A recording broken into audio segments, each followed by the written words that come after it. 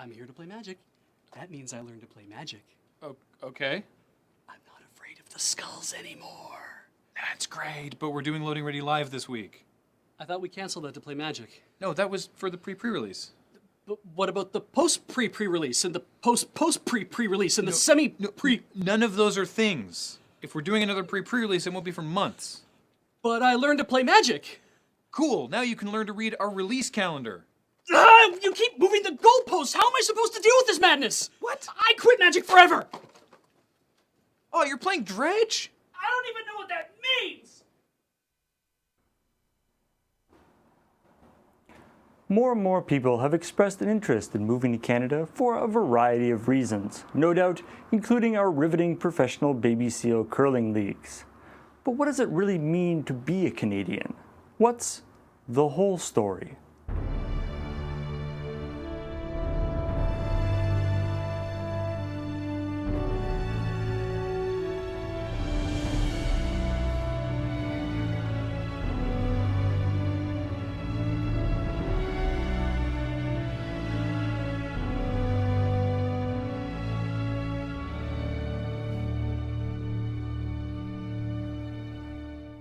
Hi, I'm Nigel Fitzgerald Brewer, and the whole story of Canada is more nuanced than our popular image as a hyper-polite socialist paradise might suggest. You may already be familiar with Canada's 10 provinces and 3 territories, but did you know that Canada also has an 11th meta-province, concealed within its borders and existing in the dimensions 3 through 7?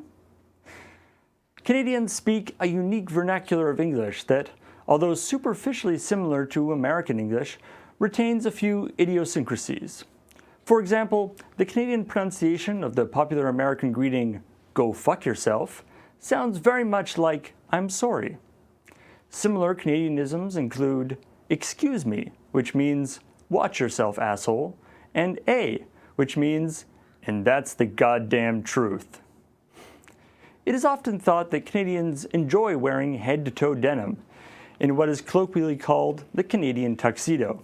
In fact, Canadians simply have denim skin, and you are seeing naked people. Coincidentally, Canada is also the world's largest exporter of denim. On a related note, be sure to fill out your long-form census in order to participate in our pentannual Logan's Run-inspired culling, in which our highly territorial citizens use to maintain our ideal average in population density of 1 Canadian per square kilometer. So remember, the next time you hear your friends and neighbors spreading misinformation, they may not know that this is live and anything could happen. From near and far, young and old, people of every shape, ability, and gender, this is Loading Ready Live! Today on the program, we subject 3 brave warriors to the path of mouth-puckering powders in the newest shame Inferno, Dusty Road. We simulate sitting through tedious lectures and insipid board meetings with a round of PowerPoint karaoke. We cast a fast blast of the past and talk enthusiast iconoclast about obsolete formats. Beej is never allowed to write these again. We send you a hot round of love by answering your questions on a live round of AskLRR. Kathleen demands a panel of experts to regurgitate cultural ephemera in a new edition of Kathleen's Trivia Challenge. All this and more on today's Loading Ready Live. Welcome to the show. Oh, hello. I didn't see you come in. I mean, I saw Heather come in, and I guess that means she brought you with them as well, so let's have a chat, just you and us, for a moment here. We're going to move into a little thing we like to call PowerPoint karaoke. Now, PowerPoint karaoke is a lot like the late night dub fight, except it uses PowerPoint and not cartoons, and instead of other people, instead of me finding the clips, I think it was Corey? Either way, it's actually not a lot like the late night dub fight at all. But it is also live, so let's see how it goes.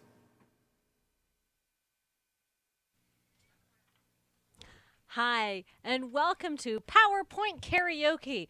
I'm your expert, Karen Waterluck Screw Up the Telepromptermans, and today we're going to be doing a presentation on Anime 101.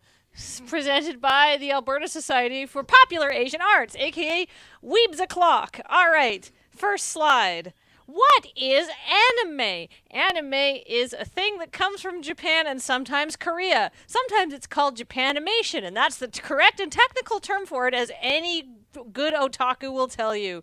Japan plus animation equals anime. Yep, put that together. What do you got? Low wages. All right, moving on. Okay, all of this stuff is anime. As you can see, there are many girls with big stonking titties. That's exactly what anime is about. All right, moving on from that. A brief history of anime in North America. That's right. Anime, despite being a Japanese thing, has a great and wonderful history in North America.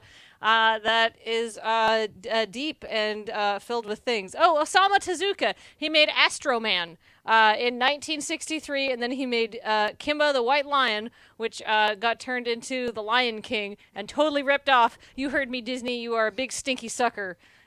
All right. That was the early... Oh, there's just more stuff coming here. Yep. All right, the progressive 70s. That's where the tits got stonkier and the asses got wackier. That's right. That was the TNA era of stuff. Mazinger Z. I saw some Mazinger Z once. Mazinger Z, big stonking titties for an action hero. All right, there's Mazinger Z. There's Mazinger Z again. This is Star Blazers, aka Mazinger Z Penis Edition. And this is Galaxy Express 999 Mazinger Z lower colon explosion. All right, moving on from the progressive 70s, we go into the grand 80s. It was the era of shoulder pads. And guess what? Even stonkier boobies. All right, there is Transformers. There was whatever this is, RoboFleck. Haven't seen that one. Let's see. Ooh. That is Kanye West in his first starring role. And then there was the 90s. This is when I started watching anime. There's Sailor Moon Pie. She was a very nice lady, and that is her daughter. Really, actually, that's real. I'm not screwing with you. How does that work? She came back in time. Apparently, this is just supposed to happen. If my daughter came back in time, that mean I was a teenager, I'd be like... No. But she just rolls with it. It's very, very concise, honestly. And then there is Pokemon. Here is Mipapu. He is the hero of Pokemoms. Pokemoms, they're my best friends. We'll be together till the end. Pokemons, gotta touch them all. Catch and release. That's the theme of Pokemons, as you can tell. I'm a big fan. And then this is, Christian Analogy, the mini-series. All right, and... today, a golden age of anime? That's right. Now you can watch anime on Crunchyroll and Netflix and all sorts of Pirate Bay type websites. And you can download as many stonkin' titties as you want. And you can go to the 4chan boards and you will see a lot of weird stuff. It is a golden age of anime. Wow, and it's part of our culture. That's right. Here is all of the famous anime mans. This is Spooperfur. This is Spooperfur 2, Spooperfur 3, Rock Spooperfur, Fire Spooperfur, Fishifer, Psyduck, Batpuffer, Bat Friend, Friend Bat, and Starpuffer. All right, and how to classify anime, all sorts of things, but we're going to wrap up with analyzing anime, central themes and style, big stonkin' tits, like this man. Big tits. He's got huge tits. Hayao Miyazaki had them surgically removed because they just got in the way of the animation. They just flop on the board, and he was like, no.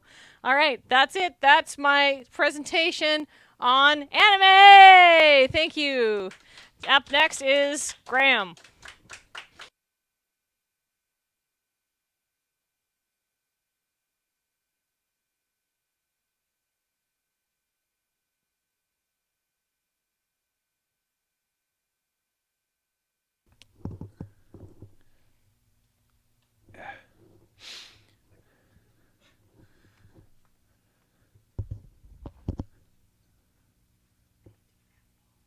Oh, right. You don't have Paul. I'm just going to assume that we're good. Welcome, everybody, to TEDx Moonbase Delta, where we're so thrilled that you could all be here today to hear about our amazing personal stories and inspirational quotables. And I can't wait to tell you all about volcanoes. They're big and stuff comes out the top. Let's all learn about them together. I mean, let's me tell you all about everything that I know from my years and years of studying volcanoes. They're formed when molten sticky rock called magmar forces its way through a crack in the Earth's crust. This is deeply unsettling to watch. It's painful for the Earth, and we all just let it happen. We all stand idly by while this happens every day. The melted rock that spills out of the crater on top of the volcano is called lava. The lava destroys everything in its path because, now this is key, and I want everyone to pay very close attention to this, it's very, very hot. Very, very hot. The keen-eyed among you will notice that I've spared no expense with the graphic design and layout of this PowerPoint. I attempted to achieve maximum JPEG wherever possible, and it is delightfully laid out in Comic Sans. The best font ever. Where do volcanoes happen? Everywhere. That's why they're so scary. A volcano could be happening in your house right now. Most volcanoes are formed on land. Most, but not all. Boats are not a safe place from volcanoes. Don't go out on a boat thinking, no volcanoes out here. Volcano. Out of nowhere. It could happen. See? Some of them emerge from under the water because they're very high. They're very, very hot, and they're very high. That means they're more hot than they are high, but they're both of those things. Why does a volcano erupt? Nobody really knows. We think they're just angry. But it's also when magma gases find a way to escape. So they burst to the surface through a vent. An eruption can be quite gentle or very violent. But why?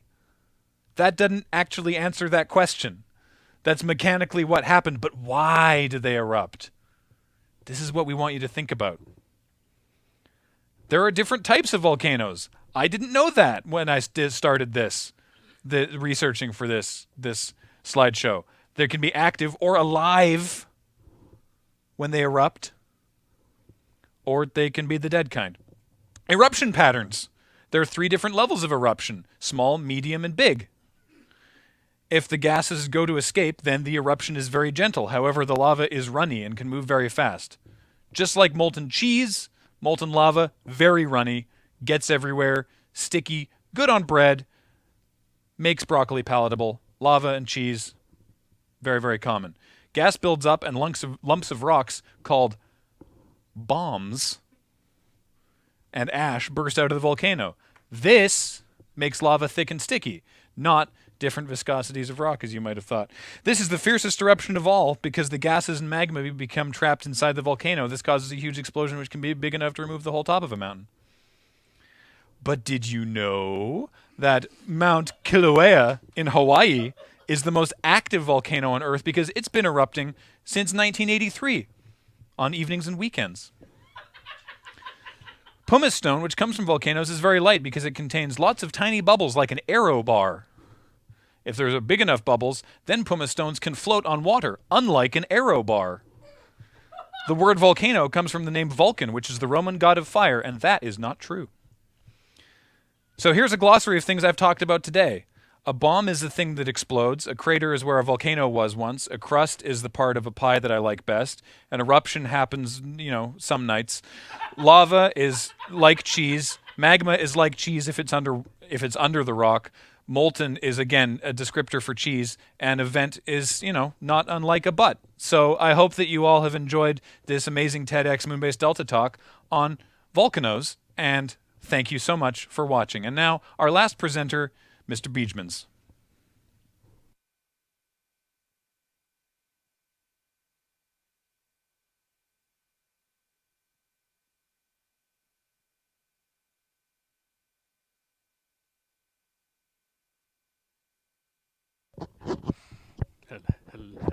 Hello. I am Doug Beejmans. I am here to sell you a new product. I call it the ANSYS Contact. I will give you an explanation on how it might converge. So now, you might be wondering, the ANSYS contact, how will we make it converge? Well, I have a variety of algorithms that I put into the ANSYS. It offers a series of consistent specifications.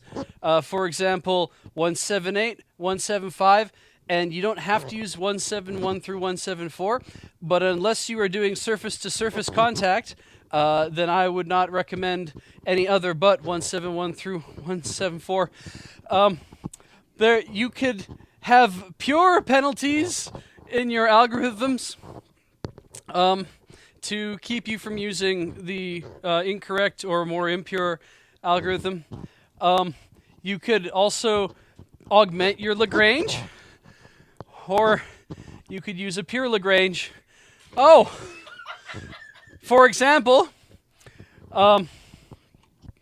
theta psi, take the integral velocity, sigma t. You'll notice that the mesh will sync through the tarmac. And this is where you can punish increasing the total of virtual work and not work needed in the real world. Those are thetas. That was not a theta, that is a theta. Those were sigmas. The contact spring only deflects an amount delta, where sigma delta equals the force, taking into account K, which is very special. But some finite amount of penetration, more than delta, means mathematically you'll maintain equilibrium. So you must penetrate to maintain equilibrium. There's no additional depth of field, and there's no over-constraining problems. This is the only constraining problem. There will be no more constraining problems over to, oh, look at that, there's more. Some finite amount of penetration. I mentioned this already, but it's very important. You require that more than one amount of change mathematically. So you'll get from FKN, the peony. Too much stress on the peony will result in a big blue opening. Don't overstress the peony. It only leads to about 1% difference in contact pressure. But because of this amount of delta greater than 0, as long as your penetration does not lead to the change of the contact region, the penetration will not influence. This iteration versus that iteration, and back and forth. Make sure your stiffness matrix depends on the contact stiffness. If you're bending, you'll need at least 203 iterations, or 43 if she likes it slow. The contacts of the stiffness information, crucial, depends on key opt 10. You only need 2. There is no additional depth of field. I'd like to reiterate, there is no over-constraining problem as well. There's only one problem. But iterative solvers are applicable, huh? We can do large models now. Oh Christ, any violation of the contact convention will give you potassium and gallium and francium. The Lagrange multipliers are additional depth of fields, but the ferrous model is getting large, so you'll need 0 main diagonals. No iterative solver is applicable this time. We only had one over-constrained problem. There's no need to define something. I didn't see it. But we can use pure Lagrange multipliers. Versus the penalty. If you're using the Lagrange multipliers, do not use CPCE, which is combat points, versus, oh good, this part. This is my favorite part. When you're forming an arc in a Lagrange point, you'll notice that R1 is actually R2 minus delta, as outputted in this piece of Windows. Psi versus Peony, you'll notice that extra stress on there will lead to a number of like this part here, linear quads are important. I suggest that if you define the contact and the target properly, your peony will end up looking like this. Try to rub the G-spot, make contact with the G-spot. You didn't quite make contact. You just slid the G-spot right out. That's no good. If you make target with that spot, then everything's fine. And the result is also much better, and convergence is much faster. Right. Amounts of plastic strain. Don't use plastic. try something for the feel of real. The fine mesh and similar mesh are always good for context stimulation. For example, bring the peony in contact with the size, and the size will burst, and you'll end up with that big hairy blue spot. Nobody wants a hairy blue spot. That's just normal stress that causes that hairy blue spot. Why not you insert some contact sizing in your copy of Windows 95? The normal stress you will see only forms along where there is actual contact pressure. It's always good for contact stimulation, but how do we make this converge? Trust yourself. I'm able to make it converge. Go fuck yourself, that's why. And I believe that, this problem is idealized, because don't we all want this issue? You can use key options, 5 equals 1, 9 equals 1, but you'll remember that key op 10 equals 2. I didn't even look at the screen, but I totally fucking remembered that. 30% of that is down to FEA expertise. Software expertise, 30%, because everybody likes doing it with a software bro. This is the bulk of my presentation. Thank you for joining us today. And now, a trip down the dusty road.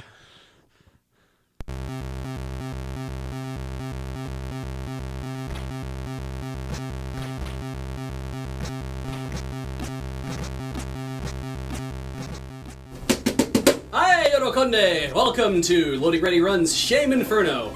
I won last time, which means the three of you get to walk the dusty road. Oh boy. The way this works is you'll all be putting your hands into this bag, and when you pull them out, you'll be extracting different powders. Okay. The powders are edible. We've confirmed this. We didn't buy the one that you couldn't eat.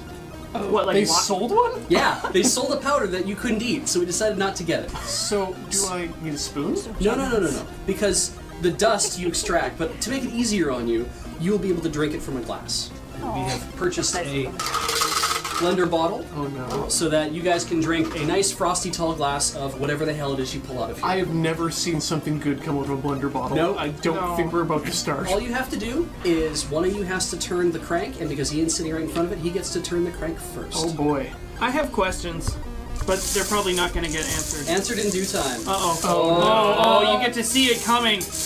Oh, Okay. Akaide. So, that's... Matsu. You get to stick your hand in the sack of powder. Wonderful. Okay, this is white. Let us make you a drink. Okay. I caught a whiff of that. Oh no. Yeah, I caught a whiff of that. I don't You wish know. you hadn't? Um, I have a theory, but I'm going to wait until... Alex, today is full of regrets. Smells delightful. All right, let's dump this into a nice tall glass. Oh, Ian, I think you're in a bit of a pickle. Oh Christ, that's creamier than I wanted it to be. Maybe that's... That smells better now than it does before. Now that it's happening. All right, what is it?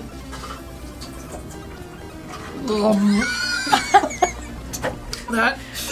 Actually, you know what? This might be the most palatable thing I drink today, so I'm going back for more. Oh, wow. What is it? I'm pretty sure that this is green pickle popcorn topping. Hi, Atari, you win! All right, who's next? I know. Ian, left or right? Left?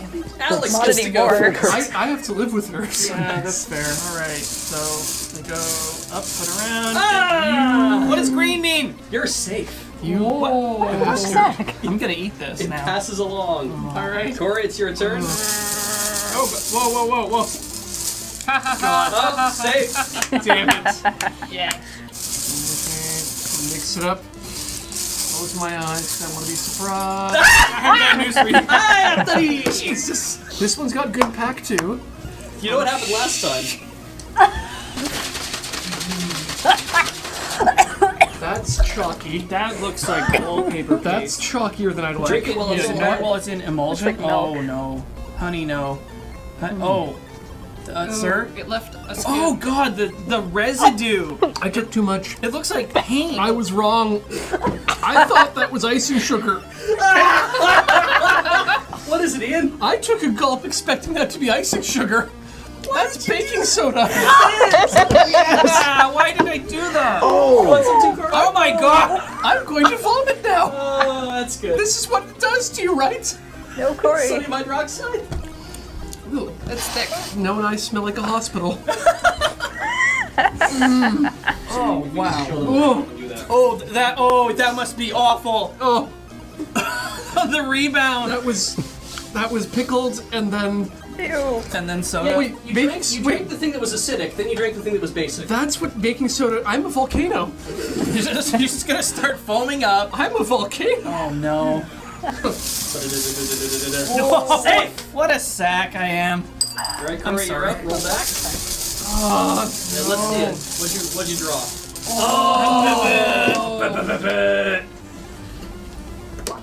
What did you draw? one. Hey, take it. Oh no no. Oh no. Oh, hand it off. It's dark. It's red. What? Oh, Jesus. what? That Dozo. That's blood. That is blood. Color that Can you powder blood? Yeah, of course. Does You it can powder anything. Does it still work? 100% blood. You're a vampire now. Ooh, again. It's tasty. What? I know, right? What is it? Oh no, it's not mine. What do you mean? What is it? What is that ketchup powder? That seems like a reasonable guess. Atari! That is ketchup popcorn seasoning. What? Did you go to a different aisle than the popcorn seasoning aisle? Also, who puts baking soda on popcorn? Yeah, your turn. Oh man! I'm so sorry. He's just What I messed said I this like to drink. episode. And beer. Oh no! Atari! Has to be cheese. This is not what I Dorito wanted. dust. Are you ready to eat the whole? I need drinks. The whole thing. That is so orange. No. Well, that could be carrot juice. Oh god.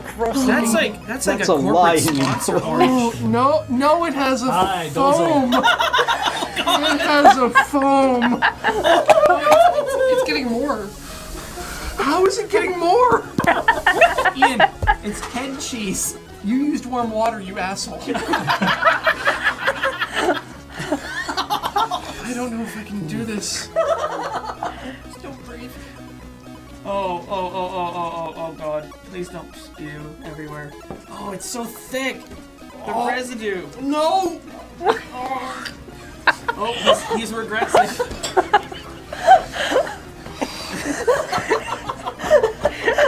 Please don't use that ad. I'm keeping it down. But I'm not having any more. Do you think it would go up the ketchup powder? What is it? Fuck. That is Kraft. That is macaroni and cheese. Salt. Not cheese. Well done. Oh, it was never meant to be a beverage. In all of these.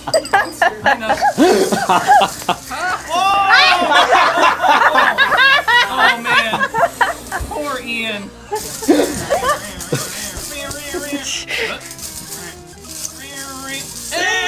Hey! Oh God, Finally. I can't take another cheese. Save! We're running out of safe. very Alex quickly. had a drink yet? Watson, you deserve it. Oh man. Oh, Oh, is it? good. It's nutmeg. You can get high off this. It's funny because a lot of powders look very similar to each other. Oh no! Oh, I heard that. No, the birds. Oh, smell that.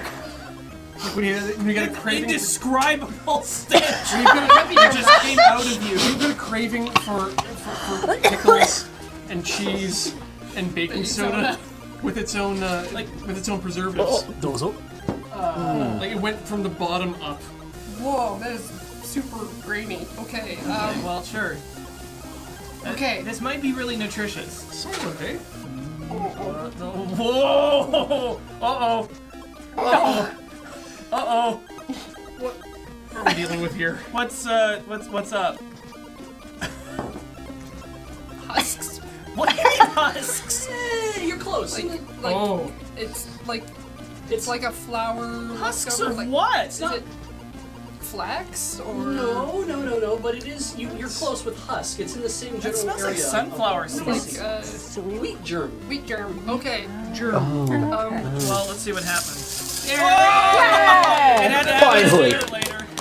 First time for everything. I picked a winner. At long last. All right. If you know decency, I'm sir. just gonna take the first one. Uh-oh. Oh, that looks. I don't know what safe. that is. I'm not gonna tell you. Raw vitamin C. That's very orange. Those. Like maybe that it's looks tang. okay. Lumped. Well, let's enter the danger zone. Okay. Would you like some more? I do. I'm pretty sure this is tang. Hey! Yono Konde! What a luck sack! Fantastic. Oh, Would you like some? no. No, tang is for winners. Or did he roll a green? No. Oh. No. Gotta finish it. Sorry, bro. That's it. Okay, that's what my hand touched. Oh, wow. That's what I'm getting. Okay, so the baking soda I had ages ago is still on my lips. Why won't it go away? Those. Okay. Okay. Oh. I'm not gonna smell it this time. Huh. Past the lips, Best over luck. the gums. Here Here we go. go. Oh no. Oh no. Oh, is it not cake? Is it mutagen? Okay, it started off milky. Okay. Okay, Yeah, yes. well, that's good. Then we got the flour. What kind of flour? Doesn't matter. You'd think it does. It doesn't really Go matter. past flour, or is it just flour? Because then we get to loop back around to salt. So I'm pretty sure I'm making biscuits right now. Oh no! What was it? Oh no! Fry me up. Oh, pancake tower. Bots. Well, Oh boy! Oh God! Whoa. No! That has No. to be just a stock. Suspension. That's not a No! Hold me, Heather. Get so many chives. You're gonna get chive hives. Oh. tried so hard, but in the end, Try so It's room temperature and it's oily. How oily is it? Seno.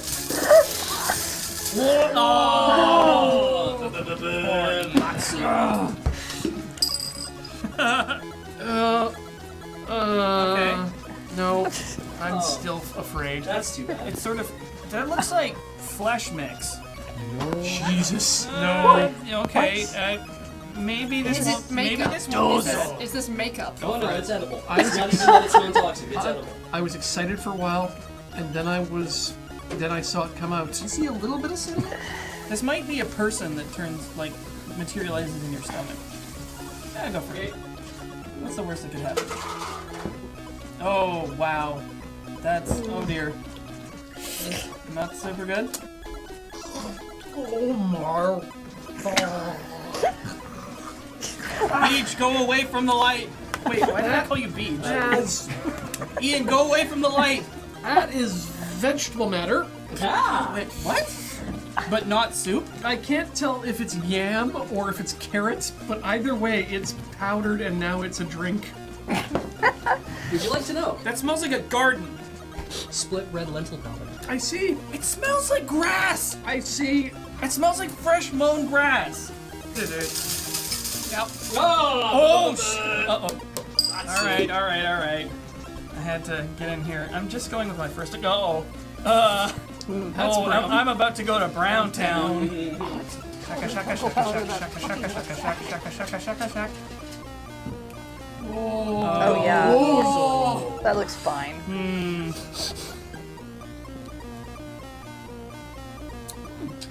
It's chocolate milk. Tang and chocolate milk. So I've decided that I'm not having enough. I mean, this is hilarious, but I feel we can up the stakes. So I have reduced the number of balls in the bin. We've taken out all the red balls. So praise me. Great. That's good. And I left you this blue ball and this yellow ball. What are those? Right. Who's next? All right, Maury, let's see what you get. Oh, big Atari! Dozo. Atari, big winner. Wait, what? Corey, I win. Okay, I What did won. you win? I You win. I win. Game over. You get to pick 2 powders. Uh-oh. There's one. Mysterious white bag. And Mysterious brown brown bag. What happens to these 2 powders? you get to assign these to each one of these guys.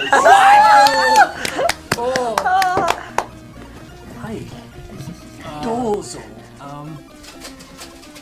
This might need a lot of shaking. Dozo. Oh! Okay, I'm seeing sediment.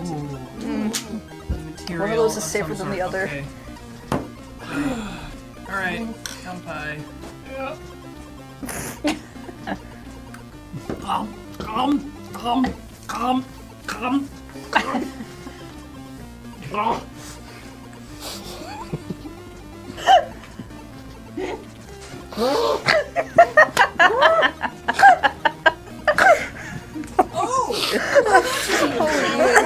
What did he drink? Sour cream and onion. I think I got Alfredo pasta sauce. Organic powdered peanut butter. You sap. I don't know, this is not great, but... Oh, God, smell this. No! Ah! Spins and the rims don't stop.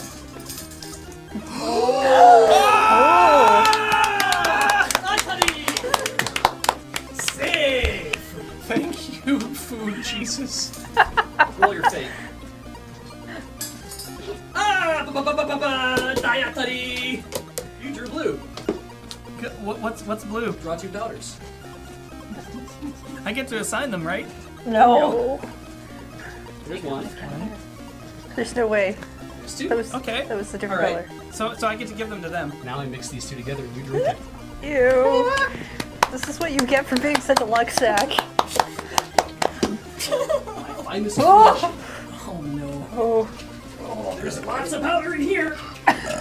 Well, it's brown. Dozo. So this will be just like chocolate milk. I mean, let's go to Brown Town.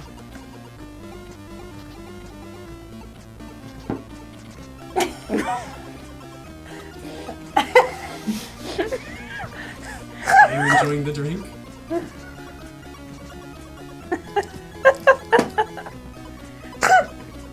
What the fuck? What's in the glass, Alex? I don't know, Payne! Brown cream. And lemon poppy seed muffin mix. Fuck!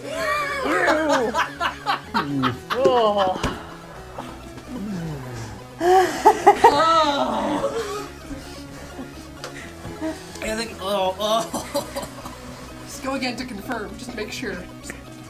That's what little black dots are. No. Poppy seeds. Oh God. Perfect. Yeah, that's fair. That's fair. Would you like some? No. Oh, that was wretched. And that's Dusty Road. Back to you.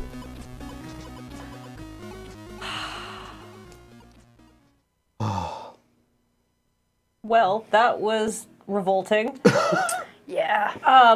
But hey, if you need a little bit of a palate cleanser, what about an extra push?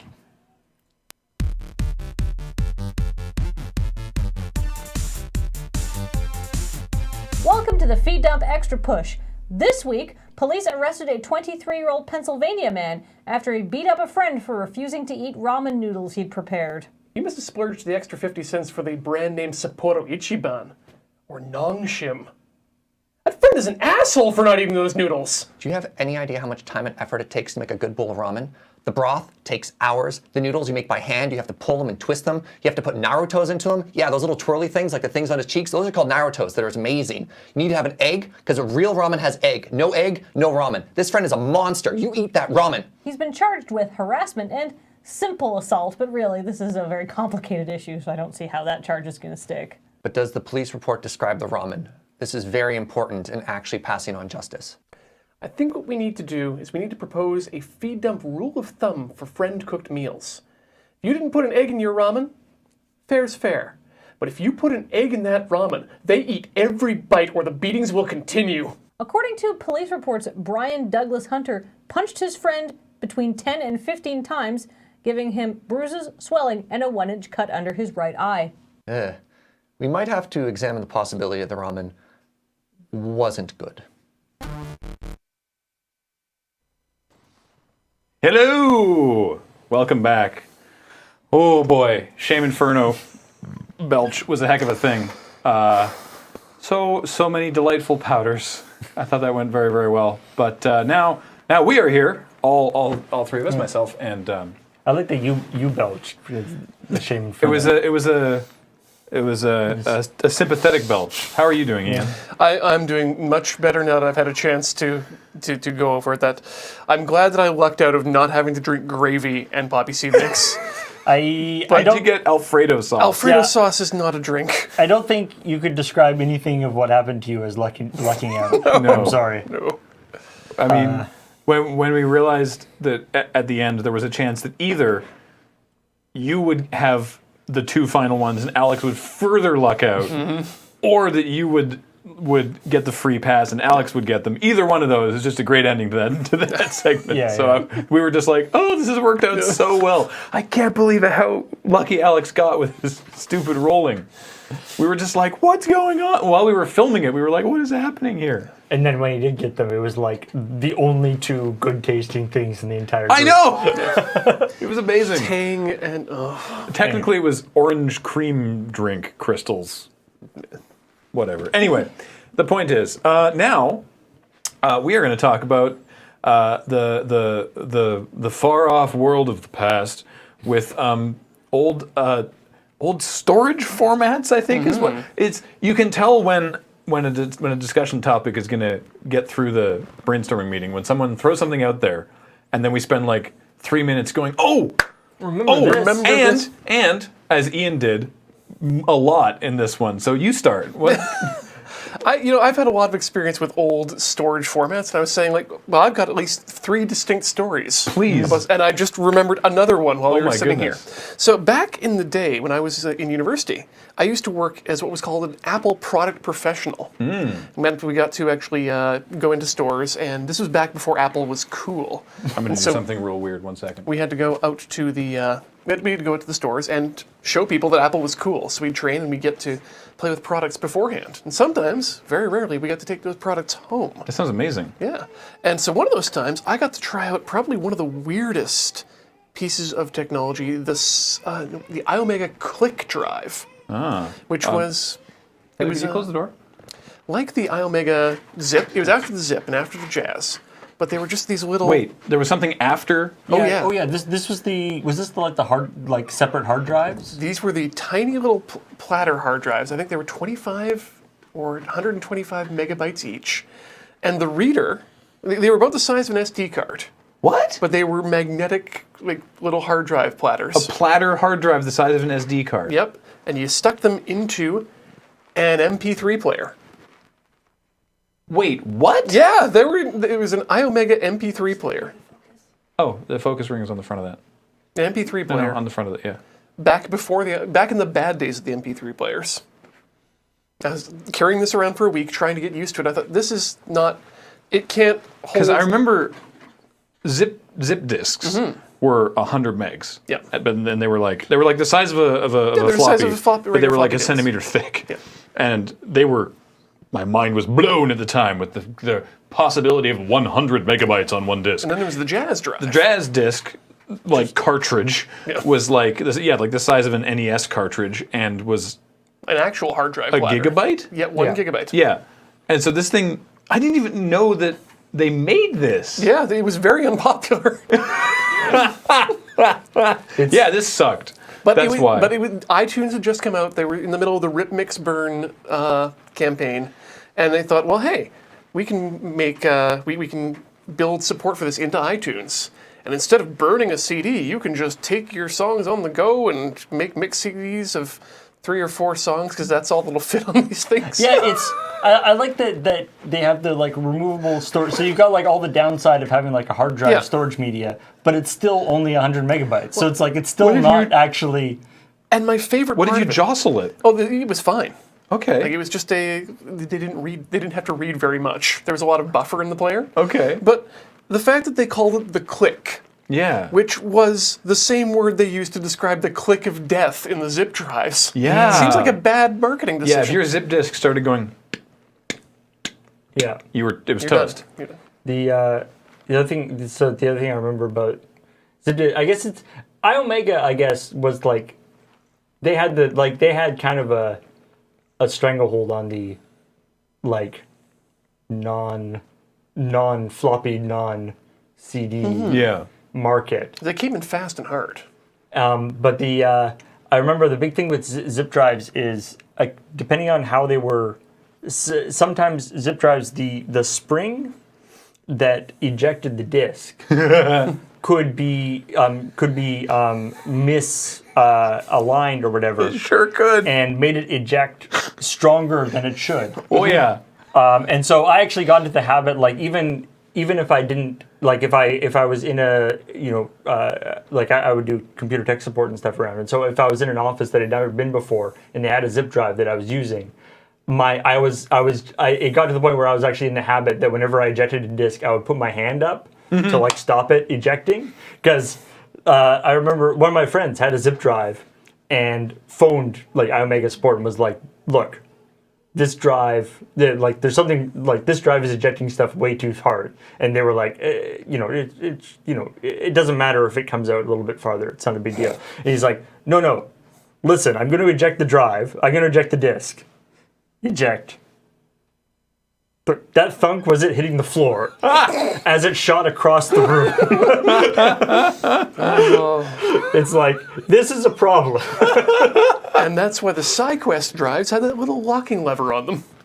The SideQuest? So when I said about iOmega coming in fast and hard with the zip disk, The hell is a SideQuest? back before the zip disk, that was the competitor. SideQuest drives. You asked me what a SideQuest is, I'm going to be like, I think I remember watching that show and I had a couple of the toys. Back in one of my first feed dumps, I made a joke about SideQuest. Yeah. And no one knew what I was talking about. They were actual hard drive platters in a sort of caddy that would be shoved into these drives, and they could go up to 250 megabytes years and years before the zip disk came out. But they were so expensive that they were prohibitive to... Because you were actually just buying a hard drive. Right. In a special thing. Right.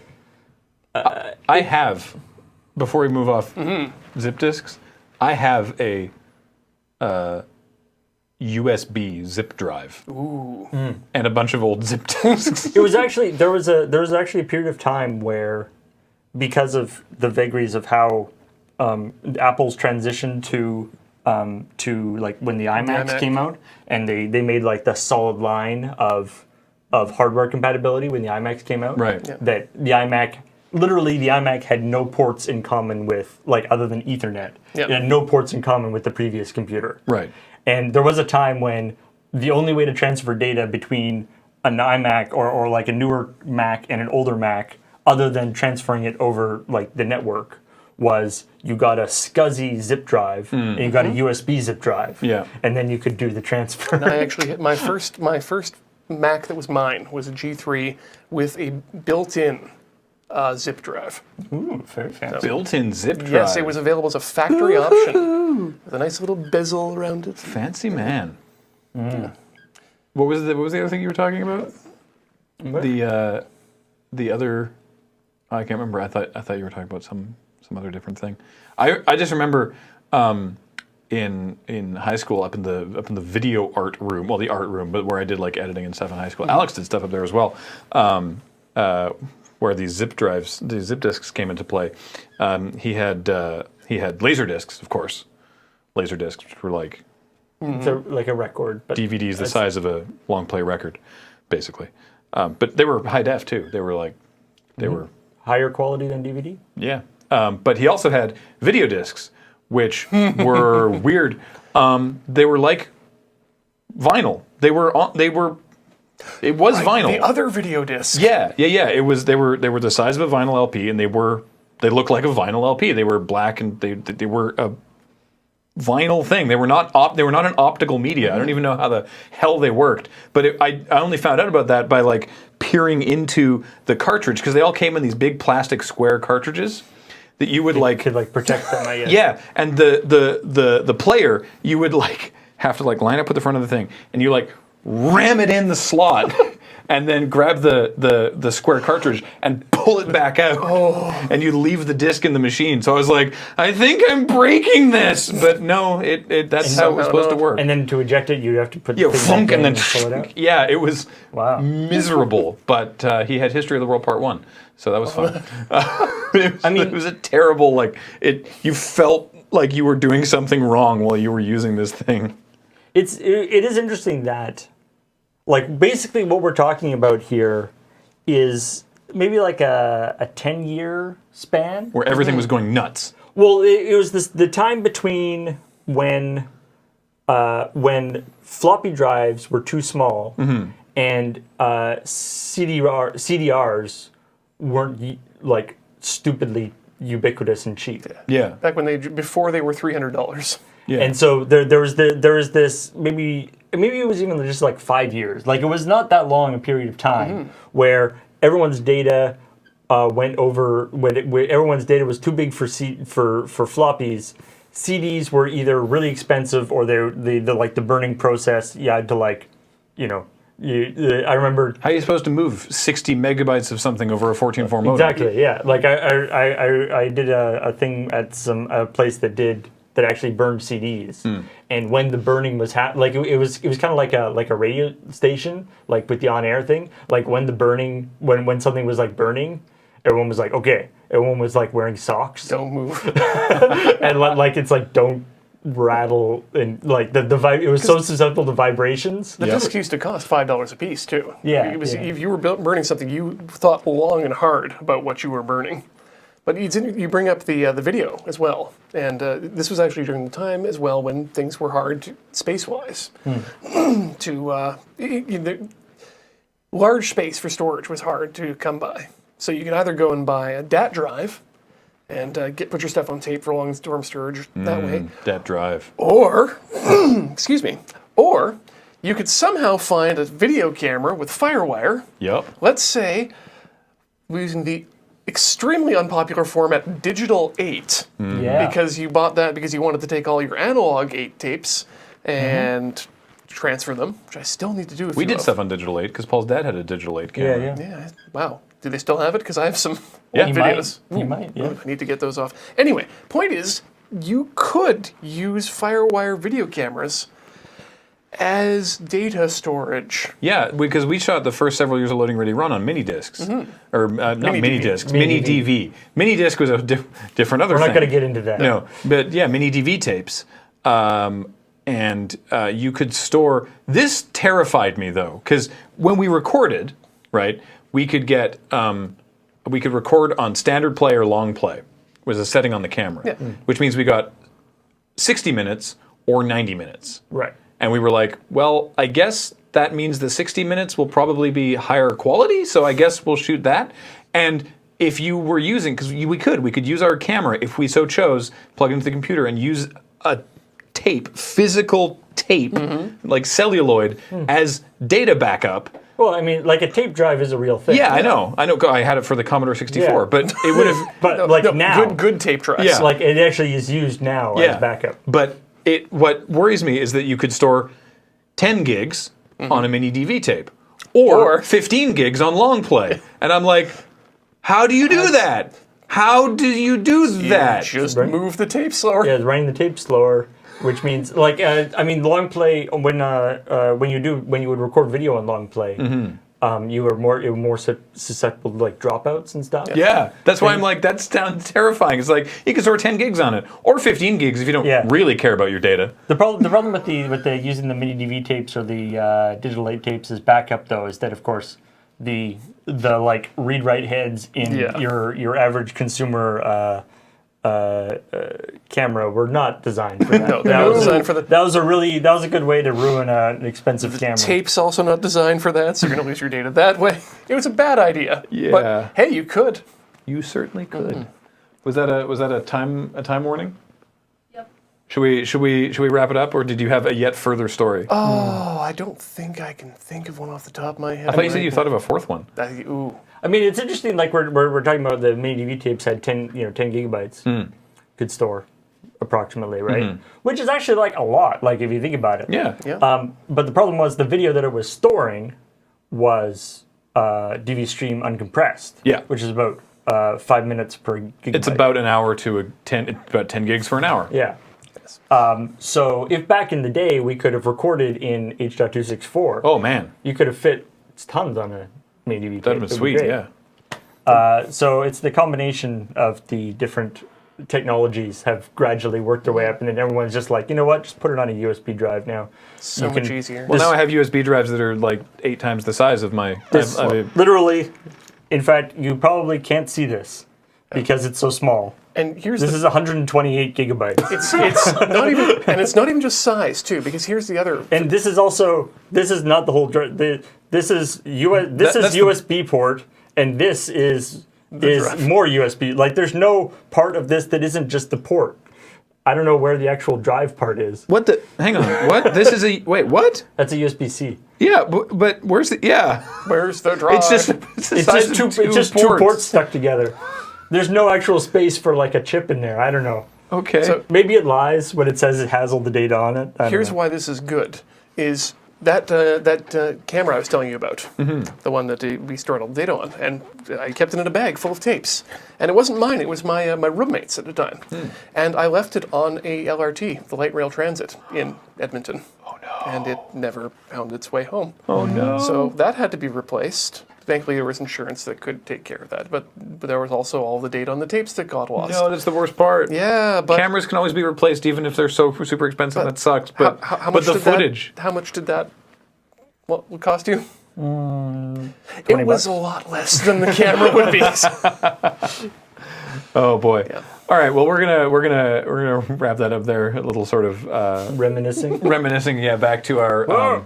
Oh, get off my lawn with your fancy... We used to store data terribly. Back in 1992. But now we're going to take you to an extra extendo long Loading Ready Run streams replay because we've had not one but 2 fortnights since the last Loading Ready Live. So settle in for... Building a fort. Loading Ready Live. For the night. Or Loading Ready Run streams highlights for this week.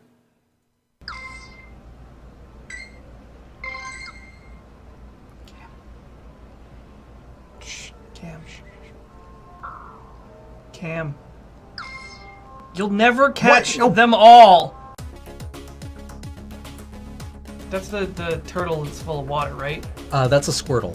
Bulbasaur is like a... That but big. No, Bulbasaur is like a... Oh wait, it's the one that's full of ivy. Sure. Oh! All right. I was not handling the D up top as well as I should have. Juggling too many Ds.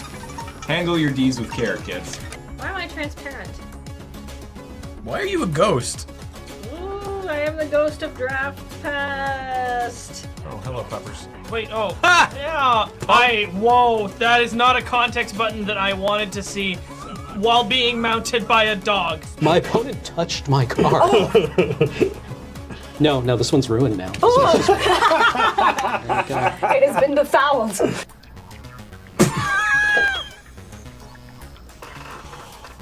Oh no! Is he just spaghetti in there? Smoke bees every day. Smoke bees. Bees. Smoke bees. Ready for the next episode. Smoke bees I'm sorry. Don't get trapped in my DJ. No! I need more D. Hold on. Oh God! That poor man! Those What? poor men. Wait, That man is several men. that is fucked. We don't have any eyeglass screwdrivers that I can find. We do have about 6 hammers. Wait, he's dreaming about them breaking Oh up. my So God! What? What? So this is all... What? 11 modules, 3 strikes. Ready? Do you hate us? As friends, do you hate us? And as people? As humans, do you You want wanted us to do the hardest suffer? one possible a few minutes ago. That was a joke, Hodor. No, it wasn't. You were not doing your joking voice. They're gonna bro fist! Yes! I am going to engage maximum flunging. That is correct. Flunging mode, activate. Warning, you are at maximum flunge. Are you sure? Confirmed. Maximum flunge has been initiated. Disgusting. How do you respond to the flunge coming at your face? I wash my hands first, because, yucks. You don't have to like it, you just have to be able to do it. Sounds like my first time. Wait, no. Oh, I can't stop. What the fuck just happened? I'm going to a better place, Graham. Should I do this? You wait a minute! No, judge! Judge! No, he's Judge! a friend, Judge! he's a friend. Judge! Judge! Yeah, I wonder where the toilets flush to. Like you flush the toilet and just And you like just see your turds 70 floating up next to atmospheres worth of oceanic pressure from being under the ocean just blows a turd directly into the ceiling.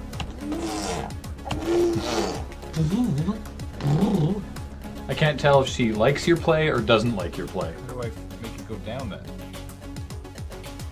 No, not like that! No! Oh look, I'm gonna land on the building that I was going for. No! Please have a swimming pool! I missed it. Come on, swimming pool! Turn away!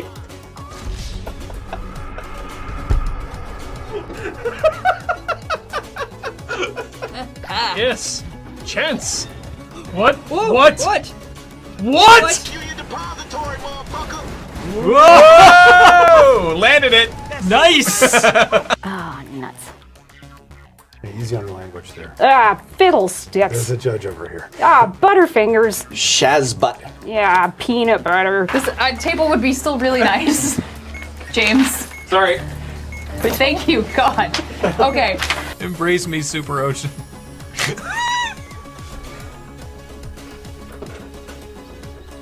This is the prayer of Wait, my join people. me. Join me in the prayer. I think you and I should just leave him. Yeah. Wait, no. Hang on. Sorry, chat. I like you, but he's on his own. No, Fuck! What the shit? Oh, that is not. I don't. No, I'm not okay. Oh, I will knock next time. Your son, James. Hey, that's me. He's a good kid. I am a good kid. He is. What? I'm sorry to have exposed you to something so lewd, Kate. I didn't think it was that kind of game. Expect that. I This did is not Sunday, know. okay? This is the Lord's This Day. is supposed to be a relaxing. What are you dance exposing me to? There's Pokemons. There's not. Is it in range? It's one thing. Wait, Pokemons. Hold on, Pokemon break. What? What? How did you do that? What did you do? Dude, I have sources, okay? You saw it, it was shrink wrapped. It was shrink wrapped perfully. I got an Evercool. What are the odds of Sweet. that? Wait, how many mythics are there in this set? Guess 100%. I asked you. Don't blink, little maggot. I'm watching you. I say you. Peekaboo. If I'd known this was going to be a staring contest, I wouldn't have been quite so intense initially.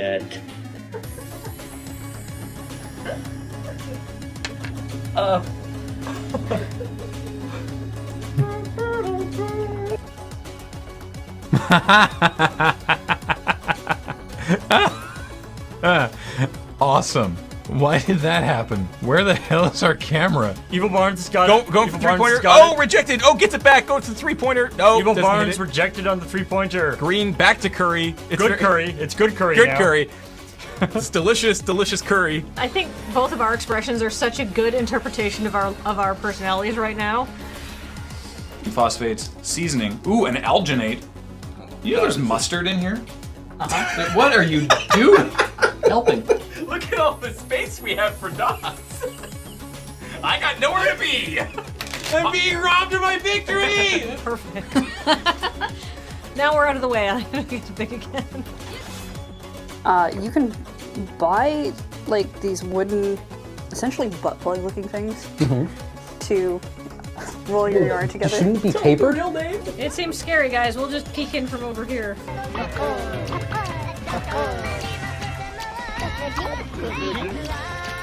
I'm so confused by everything that's happening at me right now. Bounce, bounce, bounce, bounce. Throw, bounce, bounce, throw. Eep, this is real scary. Oh no, I'm afraid. Hello, I'm serious business. I've got my hands crossed, and today, death, and a light story about Donald Trump. Dilly bar! No! Oh. James, I swear to God! I will fuck you up, Turner! Why is there music in the old version?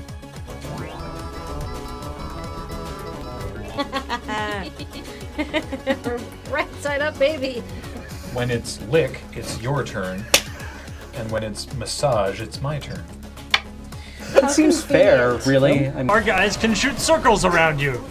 Oh no! Oh no! Where's Carl coming in with the guys from the side? Oh no! Oh, the humanity! By which I mean the humans dying. Oh, God! Oh, Jesus, God! God and Jesus, hell! No! No! No! No! Okay, I'm done. I love them dressed up as the birds, though. Yeah, for sure. That's really cool. What the hell did I just watch? Welcome back. Oh boy. There was a lot going on. Yeah. Our streams have a lot going on. Like, I remember some of those things occurring. Yeah. But, it's been a long time. Yeah. I only remember some of them, even the ones I was there for. Hey folks, it's time for AskLRR. We sent out a call on Twitter earlier today for some questions from you for us. And now we're going to address those questions head on. No excuses. What? No, I don't know. Only the straight deals. Yeah, we're going to talk from the gut, through our brains. the hip. Out of our mouths. Oh, right, shoot from the hip. You talk out your hip. Shoot from your mouth. Shoot from my mouth, talk from the hip. I thought you breathed from the diaphragm. Breathe deeply and... Use foot power. It come from Mother Earth. My grandma would get mad when I spoke from the gut. What, when you like... Morty. Marty. When you like walk into a room, cut ass and leave? Yeah. Yeah, that would be... Excuse me. As I understand, that's speaking from the gut. Yeah. All right. Yeah. Can I do the first question? Yeah, please go for it. All right. If you have to choose for everything to either be drawn in the style of Akira Toriyama or classic Walt Disney, Everything? which do you choose? Everything? And that's a question from Kinogami. Oh, man. Everything drawn. The strength of Toriyama's works is not in the artistic. You take that back. That's like Dragon Ball Z, right? Yeah, or okay. Chrono Trigger. Or Dr. Slump. Yeah. Right. Yeah, that like, one. Have you the seen, classic. like, there's an animated GIF going around of 101 Dalmatians of an animation test of the father character pulling on a jacket? Yes. And it's amazing. It's exquisite. Yeah. Like, Yeah. It's Walt Disney. yeah. I love Chrono Trigger, and I watched a lot of DBZ and I have Dragon a soft Ball spot and for stuff. DBZ, but let's look, be real. They're so lumpy. Yeah, they're lumpy and square, and they look like a sack of potatoes in a ghee. Wig on it. Yeah. There's a little bit of same face in that show. Just a touch. Just a touch. Just a touch. Just a little bit. You can tell the characters apart by the height of their widow peak, right? Like, does Majin Buu get a higher widow's peak when he goes evil? It's just like Majin Buu goes evil. Well, Majin Buu is evil. Never. Wait, no, sorry. I'm thinking. No, I'm thinking of the guy. Majin. Who's the guy with the six? Fucking. The greatest martial arts monk. You're thinking of Krillin. Krillin. No, not Krillin. Krillin socks. That's right. Yeah. Majin Vegeta. Oh. When he gets the little brand, he's like, I'm more evil than usual. Cool. Look, I just blew away a school bus and didn't even give a fuck. Walt Disney. What? Yeah. Next question. All right, next question. Was it difficult to do the show today without me? Or did you only notice my absence when no one went to get you all food? From James LRR. Stick around to the end of the show for the answer. I still don't know why James isn't here. Yeah. I know that, I knew in advance that he wouldn't be here, even though he said he would show up until 11 and take off and didn't. I can't shit on her. Thousands of viewers. But we miss you. We knew in advance that he wasn't going to be here this week, but I still don't know why. So It's personal, probably, or not. Yeah, or I maybe guess. he's just being coy. he's having a koi removed. Yeah. Wow. That's a serious I thought condition. those were called Goldine. He's having a Magikarp removed. Yeah. No, it'd be a carp. Yeah, It'd be a right, Magikarp, right. because koi are carp. Oh yeah, no, I guess so. Well, wait, is he getting a Gyarados? It actually, That so son of a bitch. once we've gone live, we've had like one or two like little technical things, like the camera was like the f-stop was weird, and we probably need a new teleprompter app. Yeah, the 'Cause prompter. The one that we have is garbage. I like picked it up and was like, oh, I broke it. Yeah, the prompter messed up during the cold open.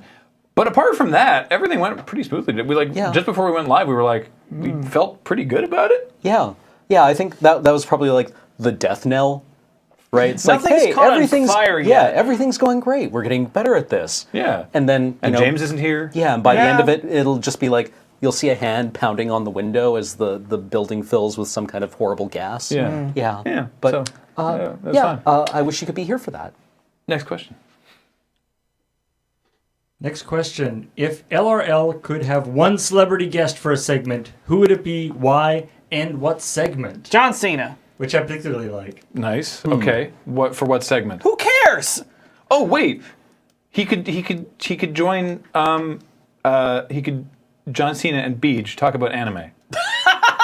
He's a fan of anime. No shit. Oh yeah, he's talked about All it. right. Yeah. I thought the question was really going to be, what are we going to feed Edward James Olmos? Edward James almost eats the whole thing. Edward James Olmos looks at something we're trying to feed us, and then like just choke slams someone through a wall. I'd like to have Gordon Ramsay on. I was just thinking that he actually, could yeah. cook us some great shit. Yeah. Yeah, and apparently he's thank actually you, a Gordon. really good Thank you, guy Chef when he's not in Ramsay. screamy Scottishman mode. Yeah, exactly. I mean, Loading Ready Run eats a delicious meal cooked by Gordon Ramsay. No, I want to see. May not be that compelling a segment, but it would be good for us. He's really keen on like the palette and flavors working together and stuff. So, it's like asking an artist, like, okay, now draw something with your left hand, right? If their dominant hand is their right hand, Yeah. right. So be like, okay, with your knowledge of what flavors work and what flavors don't work, make us something extra terrible. Yeah. Oh, just what's something the worst thing supremely you vile. could cook? Yeah. Like nails on a chalkboard kind of, It's like- composition. It's like here, wow, the fucking bass is fucking raw. Wow. But yeah. do it deliberately. Yeah. Next. How often do you guys update your personal wardrobe? And how do you know when it's time to do so? When the new moon rises in When the west. shit wears through. Usually, like, what I've worn for the last several years has been fairly uniform. I usually default to jeans. I have a couple pair of khakis and a couple pair of, like, gray slacks. And the cut hasn't changed dramatically over the last couple of years. So what I'd ideally like to get, like there's a character in a William Gibson novel, Case Pollard in Pattern Recognition, and she basically just like talks about her clothes like she orders them from the supplier catalog for a prep school. So she wears like gray skirts, black sweaters, and white shirts. Right. Right, and just has like a stack of them in her closet. And I think that sounds really great. But like, how often do I update? If I see something cool, or if like the cut on a sweater changes, like every once in a while, the collar line of your knits will like expand or contract. Yeah. Every few years. I don't like update it, but I will like it will slowly evolve over time as I get different things and go like, oh, this is neat. That's like similar to what I'm wearing, but different. And then that like pushes things in one sort of direction. So I'm like, the way I dress now is different than how I dressed like X whatever years ago. But I never like when it's time. Yeah, like I never need new stuff that often, except for jeans, because I tend to wear through jeans because I walk a lot. Yarp. Although looking On at your my jeans? ties, You walk on your jeans?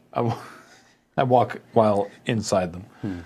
like I looked at my ties that I had for my last office job, and I realized that they're like all relatively broad and very loud, and they're embroidered or brocade or something like that, and they're out, right? They're like they aren't right anymore. They're uncool. Yeah, so I would need to spend like hundreds of dollars on new ties, I guess, at some point in the future.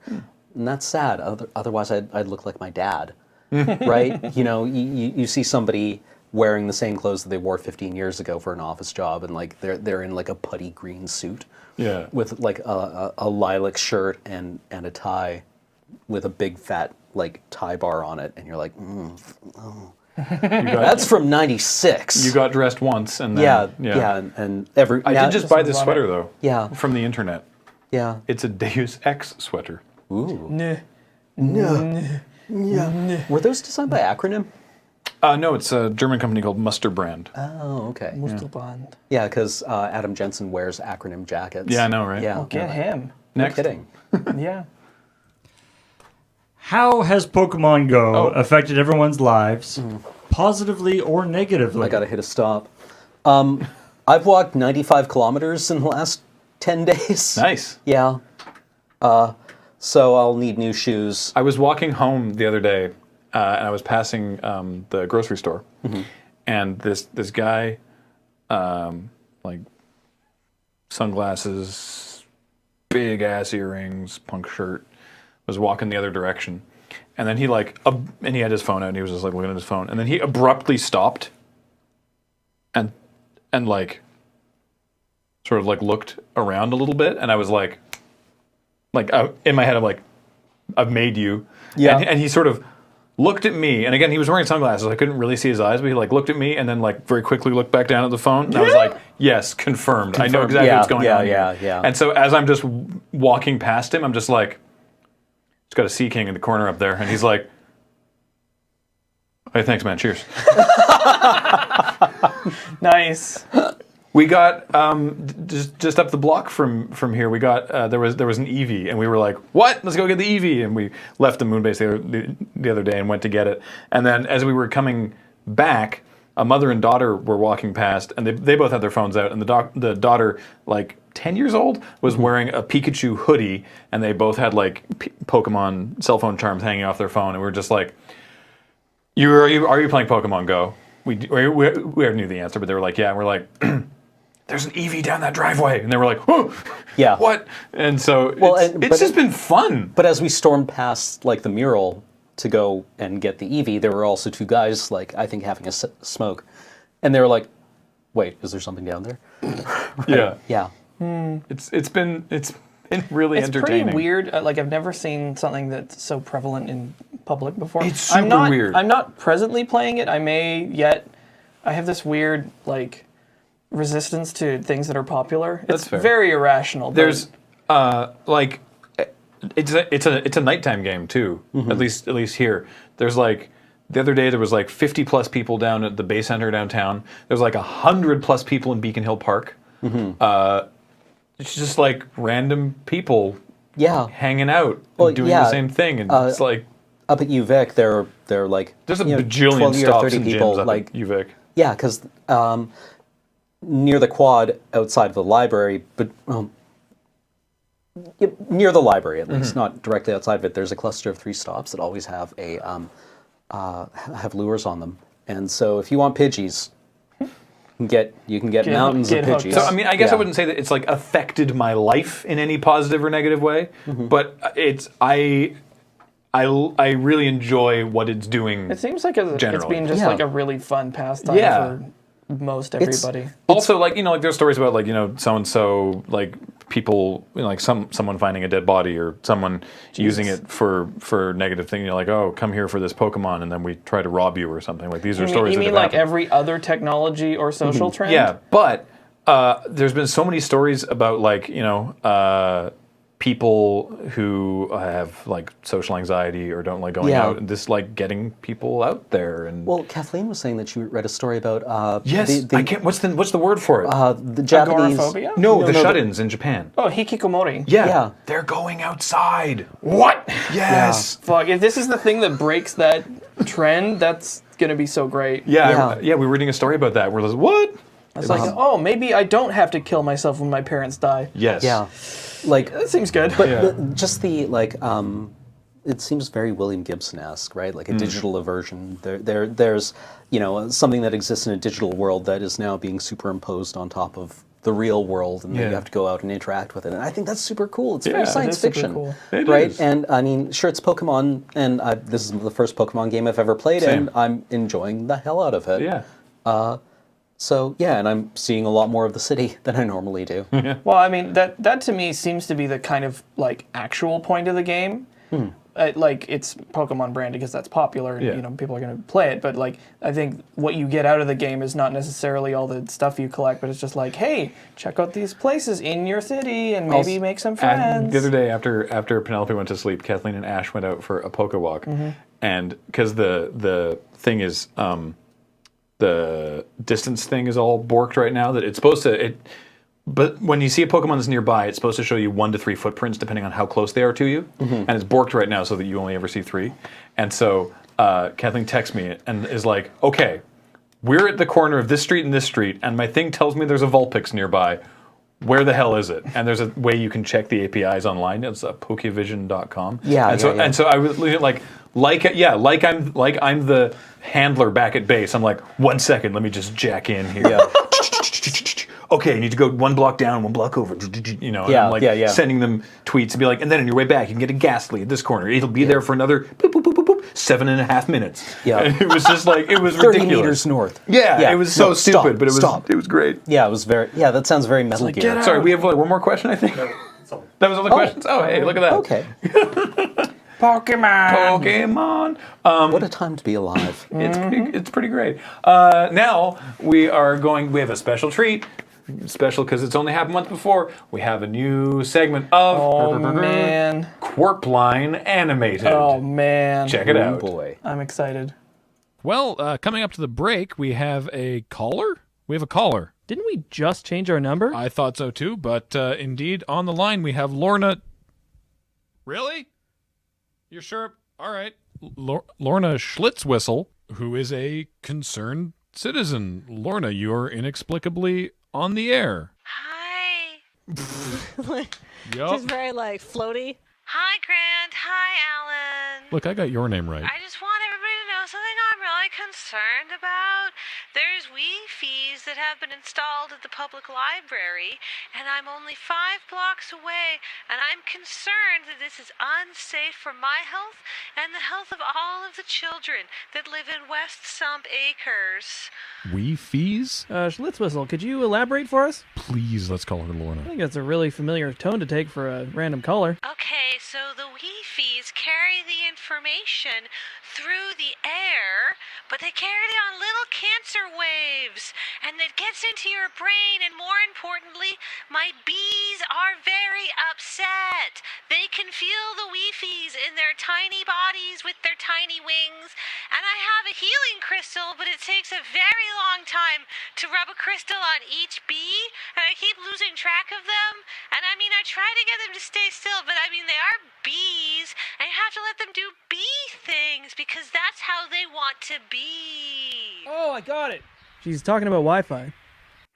Really? Oh, yep. Hey, look, Lorna. Mrs. Schlitzwhistle. Miss. Shocking. Look, what do you mean your bees are upset? Oh, by Gaia's toenails, I'm so glad you asked. Normally they buzz counterclockwise 3 times every hour as a way of saying thank you to the sun. But since they installed the Wi-Fi's... I can't do it. But since they installed the Wi-Fi's, they buzz clockwise 5 times an hour. They're Beecadian rhythms.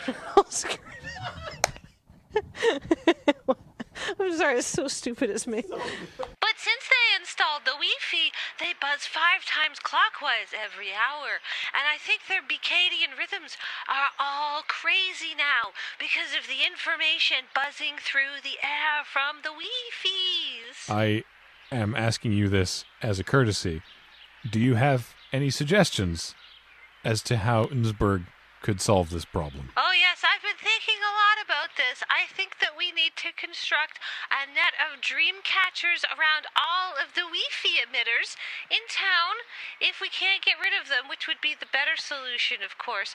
But that will filter out the toxins from the chakras. And I don't think that that would be too onerous for the city to do.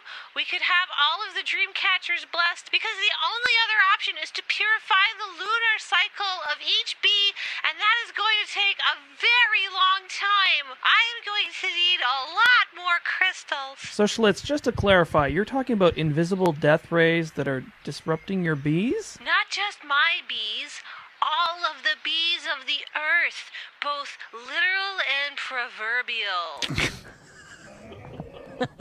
What? It doesn't make any sense. And these death rays are being emitted from a Linksys router, maybe? Oh, by Gaia, no. I don't speak the name of any of the Wi-Fi demons. Miss Caller, it sounds like you are speaking to us from outside. How are you calling us today? Oh, I've got you on my Samsung Galaxy Note. It's a phablet. Don't those also have Wi-Fis? Oh, no, I put a dream catcher around it and had it blessed. Well, your complaint is being received by other humans. Oh, thank you, and I just want to send out a very special message to all of the other listeners here, and I just want to say thank you to Mother Sun Goddess and all of the beautiful things that she does, and all of the moonlight and flowers that she bestows upon us. And if you want to reach the Sun Goddess and you need a dream catcher, you can get them on my Etsy store. There it is. Thank you, Lorna Schlitzwhistle, for calling in. Please, nobody else phone in. Well, that was fun. If you're not familiar with Qwerpline and you're like, what did I just watch? It was amazing. Qwerpline is it's an improvised but then refined podcast that Graham, Alex, Ian, and Beej and myself all do. It's set in the fictional town of Innsbruck, and it's about a morning radio show. And sometimes wacky people call in, like Lorna Schlitzwhistle, who has strong opinions on Wi-Fi. And it's got continuity, and the continuity is very weird. And if you're like, this sounds like something I like, it's like Welcome to Night Vale, if instead of you took out all the occult stuff and just made it about people who were really dumb. For example, there's The Secret Pipesman, which in the latest episode, they have a secret open house, and they announce that there's having a secret open house, and the address of the secret open house, and the password to get into the secret open house, etc., etc. If this kind of thing is for you, you might want to check it out. It's on iTunes, it's QWRP, Qwerpline, and it's on YouTube, and you can see more of those incredible, great graphics that Featherweight makes. They're not all animated like that, but there's definitely fun stuff to watch on the YouTube version. So consider this my plug to you to check that out if that's your jam. Well, because last time we did one of the Qwerpline Animated, again, shout-outs to Featherweight, because that was amazing. Mm-hmm. A bunch of people in the chat were like, what is that? I've never heard of this. And other people were like, Why do you not? Yeah, I personally think it's hilarious. I love Qwerpline. The I think it's great. password is fiduciary. Now, we are going to do a whole new segment called Kathleen's Trivia Challenge, which is something we used to do on the LRRcast, but now it is a Loading Ready Live segment. Now, this week, we're trying a little bit of a new format, but I do want to say VM Kid so wonderfully sent us in a set of buzzers, and we are still trying to get them to work so they'll light up and like things will pop up and it'll look really cool and integrated into the system we have running here. So for now, we have a stopgap measure of we've downloaded a buzzer program for our phones. However, VM Kid, thank you so much for the buzzers. We are working on it. Yeah. Now, Kathleen's Trivia Challenge, as you may remember if you've seen this before, is I'm going to ask a series of trivia questions. This week, I'm going to ask 10 questions, and the first person to buzz in can choose to answer. If you buzz in and you're like, wait, why did I buzz? You still have to make something up, I guess. Right. There's no negative points because this isn't QI, but I will judge you for getting wrong answers. You shall be judged. Oh, don't worry, the chat will judge us too. Yes, that's true. And there's a new thing. All of these questions are themed. Ooh. And if you can guess the theme for this round, for this episode of Kathleen's Trivia Challenge, it's worth an extra 3 points. Is it cats? Ooh. No. Okay. Good guess, though. I mean, that's a good guess. But anyhow, let's start it off. Do we just try to answer that whenever we think we figured out the theme? You can. Okay. But no, actually, we'll do it at the end. Okay, sounds good. And then we'll do a buzz in for the theme. All right. All right. So, all right. Are you guys ready? I think so. Let's try this new technology. My phone went to sleep, so hopefully it still works. All right. I've got everything. All right. Question 1. This video game character is known for her favorite theme song, "Every Day's Great at Your Juness." Graham. Nanako from Persona 4. Her name is Nanako? Thank you. Can I get her last name? Dejima? No. So close. Nanako. I don't know. I don't Express. No. know. Jones. I will Crash. Okay, her name is Nanako Dojima. I will give you a Dojima. half point for knowing just her first name. Come on. Dojima Nanako. I mean, All it's Japan. All right. Question 2. Okay. In Greek Well, you got to reset the thing. Oh, right, yes. Clear. All right. Did you guys hear the ding? I think we There heard was the a ding. small ding. I'll hold it very close to my microphone. No, you don't need to do that. Oh, tough. Question 2. In Greek mythology, the Moirae, or the Fates, were white-robed women, the incarnations of destiny. They are known as the Spinner, the Allotter, and the Unturnable. But can you give me their proper Greek names? Cameron. Clotho, Lacathus, and... Oh, this one's hard, isn't Darlene. Ow. Graham. Atropos? Correct. All right, so you get a third of a point, and you get 2/3 of a point. Yes, I have A half and a 2/3. I have half and a third. What's a half and a third together? Okay. 5/6. 5/6. 5/6 of a point. Cameron has 4/6 of a point. Damn it! Corey's on the board with 0/6. Yeah, on the board. All right. Question 3. That's not what on the board means. As the gloomy specter of the American election looms over us, let's take a fond look back to Barack Obama, who leaves office this year. The most woke of presidents. Our Bay in office. Bay in chief. This is terrible. Born in Hawaii, he was a senator in what state before becoming president? Cameron. Illinois. Correct. Cameron is on the board with 1 and 4/6 points. Woo! Also known as 10/6 points. Ooh. All right. Question 4. This video game console is the best-selling one in history, with more than 155... Oh, Coriander. PS2? Correct. Wow.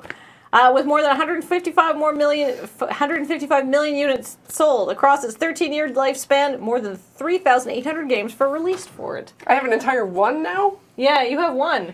So you're ahead of Graham. I guess I didn't warn you about a score. Oh wait, Paul's getting a score over there. Yeah. All right. Can mine also be out of 6? No, you would use a 6. You should have 6/6. 6. Exactly. Yeah. Perfect. Yeah. All right. Great. Question 5. Wow, we're just whipping through this. I should have made this round longer. Maybe I can make more small talk between the questions. Banter more. It's fine. How was your day? The Shame Inferno was like 16 and a half minutes. Oh, the Shame Inferno was so revolting, though. Oh, God. Are you okay? What was that thing you drank with the chives? Because I was laughing and tooting. I assumed it was chicken soup There was mix. an editing error, and the bit where Beej reveals it didn't get in. I for some didn't reason. It was vegetarian chicken soup mix. Yeah. Oh, really? They make That that? doesn't sound as Yeah. bad as I thought it was some sort of... It was, There was a lot of chives. There was a lot in it. It was oily. Like I described it as like if you ate one of those soup packages that come with instant noodles. Oh, no. Like if you just Yeah. ate that. Oh, that's not good. Check your phone there. It's gonna fall asleep. All right. Yeah. Question 5. Good time killing team. This series of children's books began its 29-book run in 1963. Highly successful, it has spawned a spin-off TV series. Bernstein Bears? Incorrect. Bernstein. Incorrect as well. Have you entered the Berenstain Rift? Bears. There's no bears. I'll try. Still incorrect. Reset, yeah. Corey is forbidden. What? This is my new rule. All right. Corey's All right. forbidden. For the rest of this question. It has spawned a spin-off TV series, comic strip, and companion books of puzzles and games. The series features its titular hero solving mysteries for the other neighborhood children, advertising his services for 25 cents a day plus expenses. Cameron. Encyclopedia Brown? Correct. Damn it. I should have rung in sooner. All right. just Graham, this one's for you. Oh, great. I feel like you know this one. Okay, that's not fair, but sure. Rivers. They're great, except when they flood. And with people damming rivers for power stations and moving into floodplains because they've decided that agricultural is poo.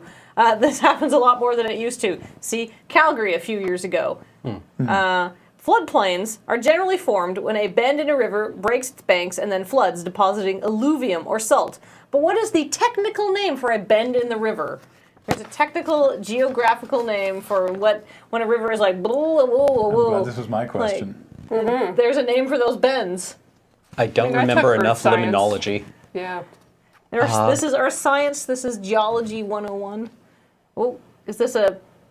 Did you try to buzz in, Cam? No. No? No. Maybe we can workshop this? Yeah. So... Can I just pretend it's a moraine? Can we just pretend? It has nothing to do with... Can we just- Graham's buzzing in. Is it like is it a yoke? No. You're thinking of an oxbow river. Yeah, I am. But... Good. Yeah, that's exactly what I'm thinking of, actually. It's a good thing this is yours. I am now forbidden. Oh, no. Oh, yeah. Uh-oh. It's Uh-oh. forbidden. Uh-oh. Is Chackling nuts, Paul?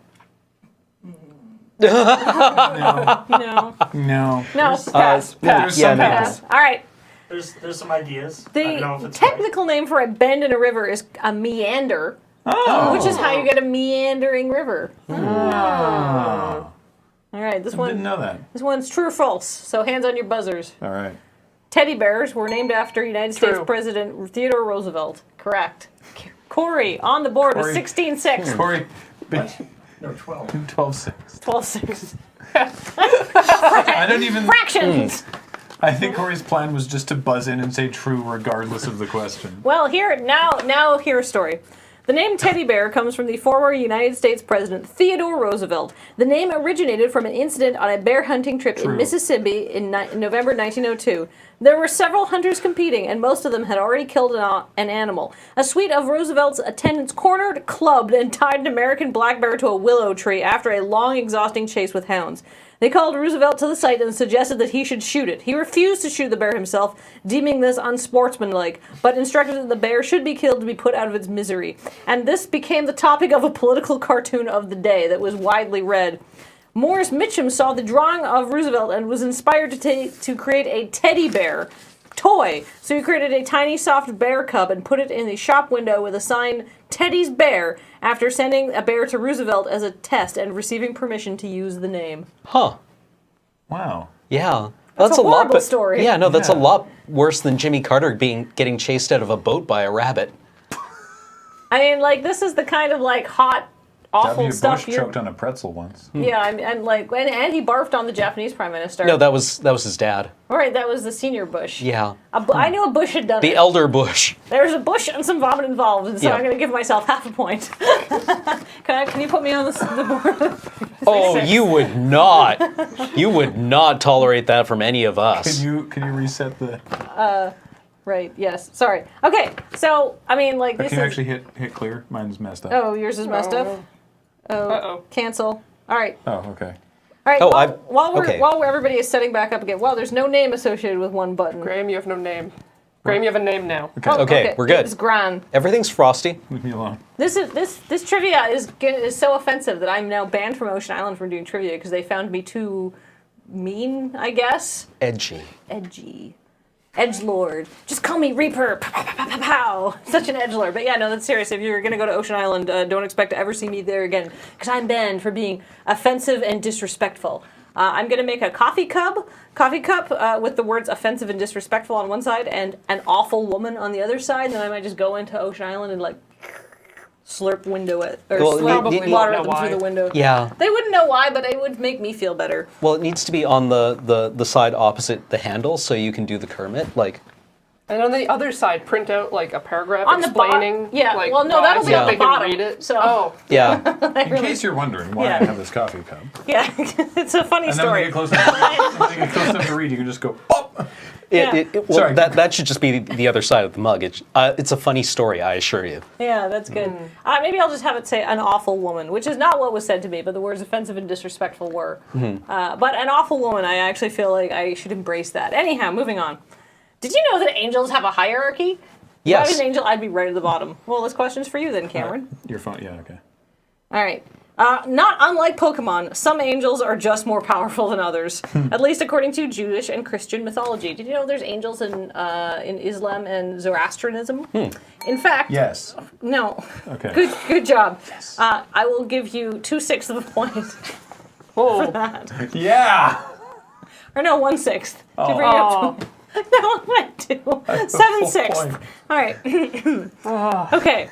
In fact, according to Christians, there are 3 hierarchies of angels, each containing 3 orders. And what we think of the typical angel, you know, wings, pretty face, basically me, is like the lowest tier. They're like the Pidgeys of the angel world, to put that in terms that other people will get. The highest tier of angels don't actually look human at all. They are described as 6-winged beings with 2 wings that they cover their faces with. The other 2, they cover their feet, and the last 2, they use to fly. Name these angels, whose name literally translates to burning ones. Was that? Oh. Name the angels. No, the top tier? The top tier. The seraphim. Correct. Haha. No. Also the cherubim. That's the 8th. Yeah. All right, good job. Yay. All right. Okay, so this is just for fun. Nishiyama Kaiunikan is a hot spring hotel in Yamanashi Prefecture, Japan.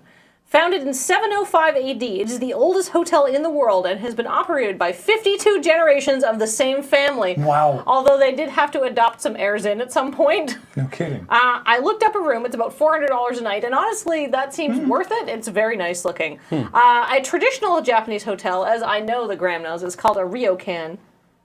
But what is the Japanese word for hot springs? Graham? Onsen. Correct. Dang. I thought you might not know that immediately. I just text you the emoji. There's an onsen emoji? Yeah. Oh, wow. Well, Corey, I will give you half a point for knowing that there's an onsen emoji. Oh. So you're Well, up then. to 15/6. No. Graham is at 12/6. Corey's at 15/6. No, I got a full point there, and I was at 7, so now I'm... Oh, 13. Okay. Perfect. All right. Kev is still winning. Okay, so... But we're gaining on Wait, it. now, you got 2 points, didn't you? Mm-hmm. Did I? Oh, yeah, for Seraphim and Onsen, yeah. Oh. Oh. 19/6. Wow, okay. What have we done? Kathleen's Trivia Challenge. Now that it's on Loading Ready Live, has broken all the rules of trivia. And who knows what's going to happen? It's Wacky Madness, including this next round. It's called Wacky Madness Going Down the Line. Bum, bum, bum, bum, bum. Crap hands. Crap. Okay. All right, no. Here's how this next question works. This is a question where we're going to try to list lots of things. Okay. The Solenkie, whatever, or nightshades are very important plants. Oh, no. Although what most of us think when we hear nightshade is deadly nightshade, the nightshade family contains herbs, vines, shrubs, trees, spices, and food. So, the first person to buzz in will have to name one edible plant from this family, and then we'll go to the second person and the third person. Cameron is trying to buzz. Cameron, name any of the edible nightshades. Tomato. All right. Damn it! Next, Graham. Potato. Next. Raspberry. Incorrect. Corey, you are. You can have another chance. What? We're gonna go Why? because there's more stuff. Cameron. Peppers. What type of peppers? Bell peppers. Correct. Graham. Eggplant. Correct. Yes! Potato was the only one that I knew! All right, so Cameron has 2, Graham has 2, Corey. There's a few left. No hints. They're all. We're getting into the esoteric vegetables.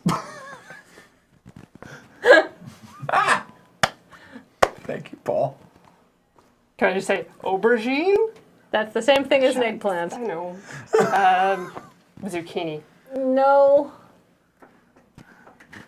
Yams. No. All right. I think marrow. no. All right. So I would take hot peppers and bell peppers as different peppers. Really? Oh, Well, okay. okay. Just to give people, if they're like hot peppers, it's like yeah, it's like bell peppers because not everybody knows, you know. What about all the different subspecies of peppers? Well, I was trying to be generous, Cameron. Way to throw my generosity in my face. We didn't get. By the way, we did not get habanero powder today. We could have. We talked about chipotle powder. Oh, that would have been. What was the non-food that they carried? Oh, Epsom salts. Oh. Which, okay, we talked about this on earlier in the show, but for your benefit, they had nutrition information For Epsom salt. for Epsom salts, and then in much smaller text on a piece that could be removed, so not for internal use. Right. But they had nutrition information for it. As in like 0 all across the board, but like 100 No, for salt? it's salty. They're, All right, they're so a little salty. the esoteric vegetables that are still in the Salty nightshade basie. family and are eaten but not commonly here. There's the Ethiopian eggplant or the bitter tomato. The other eggplant you would have accepted? Well, no, but an aubergine is just what French people I didn't and think English you would people. accept the other eggplant. All right, fine. Corey, you may have 1/6 of a point. How many points did the other people get? How many points per right answer were you Oh, getting? they get 12/6 per point per answer. Okay, just clear the board. Nobody wins. We're all going no, home. No, shush. We all Base live. 6 system. Graham So has we each get a 29. point for a right Graham answer? has 32/6. Because you get 12. Okay. Okay. No, 31/6. I'm sorry. Cameron has 28/6. Corey, I'm going to give you 1/6, so you'll have 16/6. And for being such a nice person, I'm giving myself 3/6. The other one is the narangila, which is some sort of thing. Totally edible. Totally. It's an ontological construct, apparently. They are ANJILLA, the narangila. Look it up, it's a thing. And then the tamarillo, which is like a tiny tomato berry. Oh. But none of these are commonly eaten here. All right, so this is mercifully the last question, and really, it's anybody's game. Check your. Can you reset your reset? thing, yeah. Are you guys ready to buzz in? No, mine's fucking hang locked. Okay. All right. Cancel. I'm back. All right. Yes. All right, continues. All right, see, this is where we're going to get VM Kids buzzers working. Meat! Especially Ding, beef. Yes, I don't know.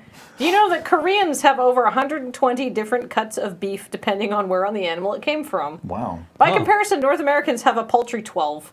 Wow, yeah. Literally, Koreans 10 times better at beef than we are.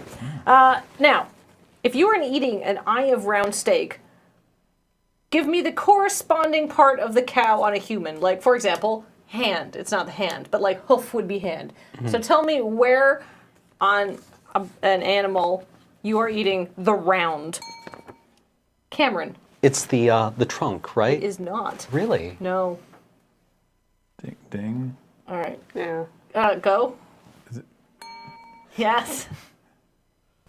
Is it butt? It is butt. You're eating a cow's butt. In fact, this is the only graphic I've asked Paul to prepare. There it is. The round is the butt. Oh. But which end's the eye? Yeah. The eye of round, I guess it's.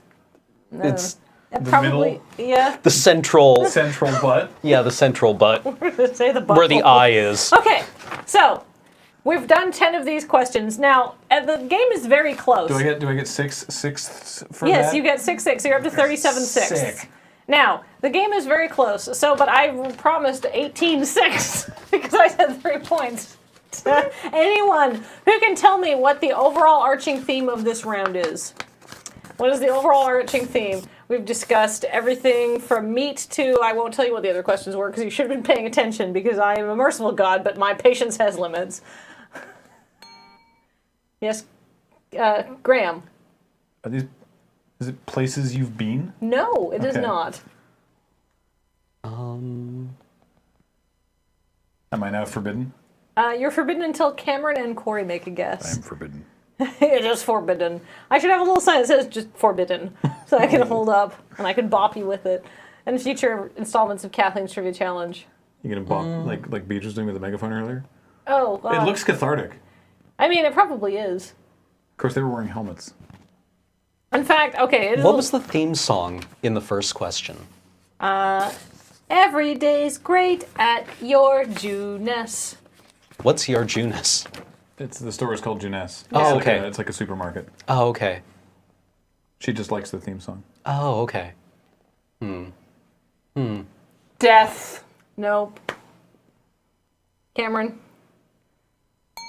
Thank you for using the buzzer and respecting the buzzer system. 2-6 to Cameron for respecting the buzzer system. We're making a mockery of trivia. I love it. Cameron, what is your guess? The 2016 presidential election. It is not. All right, let's go over the. Let's. I guess. You had Nanako from Persona. You had the Fates. You had Obama in Illinois. Encyclopedia Brown. Question about floodplains and rivers. Meandering. The Nightshade. The teddy bear. Onsen. I'm Angels. at an utter The loss. Fates. Yeah. Okay. Meat bodies. I'm sorry that we failed you. No, that's okay. In fact, the first question gave it away. The theme Frog of this fractions. round. Is it Shin Megami Tensei? No, the theme of PlayStation this 2. is Persona 4. Oh. Okay, so here, Nanako is Persona 4. Clotho, Lachesis, and Atropos are all personas that you can get. In the game. Barack Obama was elected president in 2008, the same year it came out. It was on the PlayStation 2. It Right. features a boy detective Okay. who's actually a girl.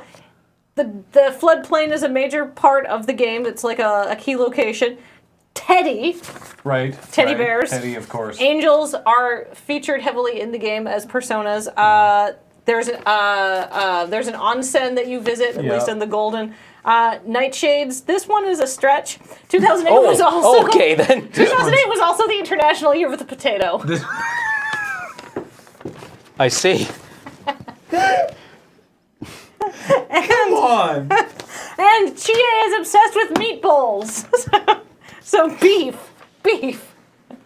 She's a lot of beef Obviously. bowls. You can eat beef bowls in the game to raise your stats. That's the trick. You get the rainy day special. I figured it out. Heather figured it out. I'm given to Heather's understand. the only other human being who has played that game. Really? Oh, it's a game? Okay. Neat. All right, Cameron, I'm docking you 2-6 of the points. What, for salt? No, for not knowing Persona 4 was a game. I think that was a joke. Well.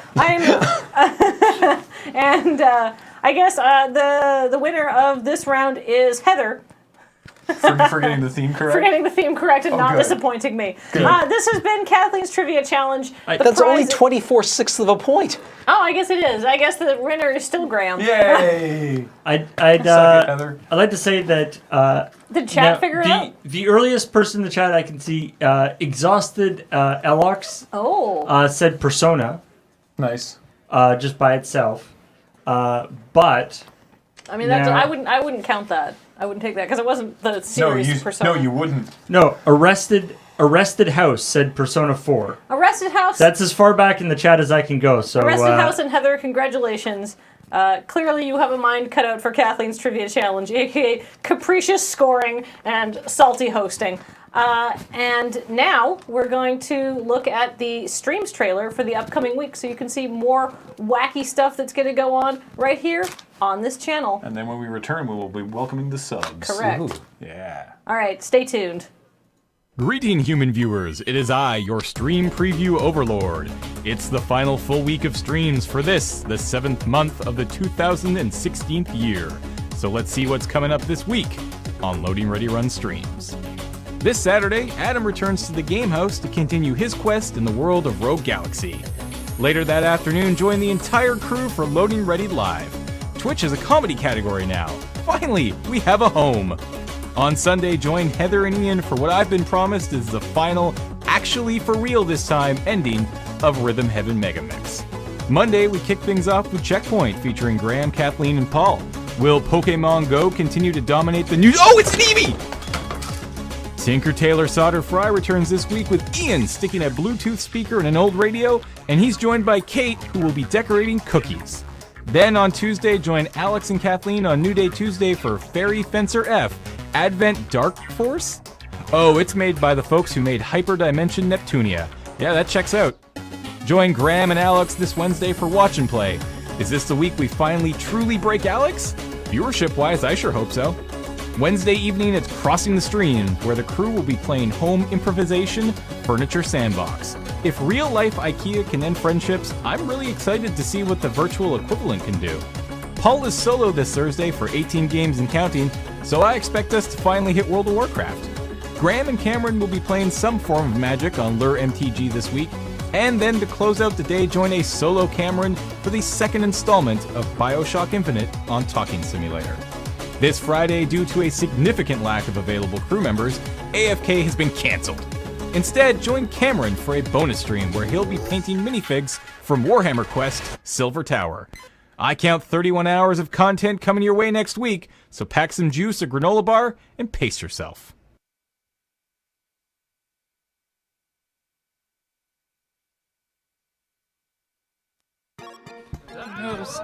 Ah!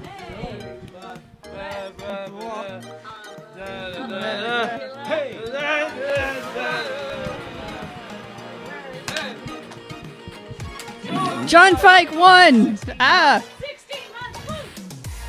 Do I hand this around? I don't know. Delta V for 4 months. Hold it out in front of us all. Everybody scream. Oh, Octavia! 31 months!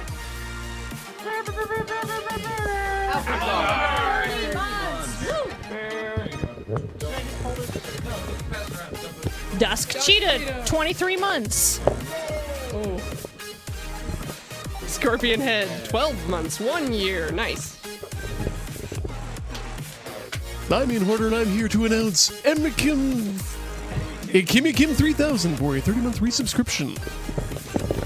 FL Torian has resubscribed for 25 months. Thank you so much, Flatorian.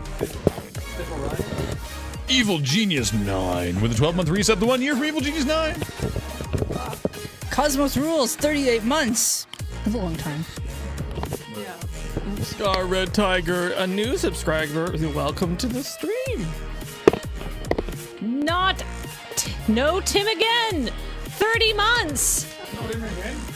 Doc Samurai, new subscriber. Juniper P1, 3-month resubscription. Asheri Shia 3 for 30 months. Thank you very much. Hats Wear Cats, 31-month resub. Welcome back.